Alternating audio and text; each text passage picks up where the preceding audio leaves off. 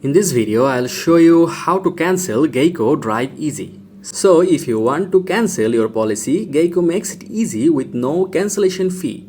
Just follow the steps below.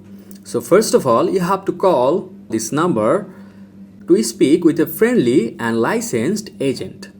And number 2 is, if prompted to speak to the interactive voice response IVR, you have to say cancel insurance policy, and then you have to say auto. And number 3 is, you may be asked to say your Geico policy number.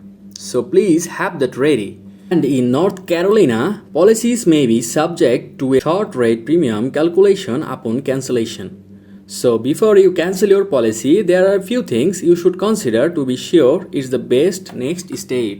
So the main thing is that if you want to cancel your insurance policy or the Geico Drive Easy, you have to call their customer care or you have to use their helpline. So here's how you can cancel Geico Drive Easy. Thank you.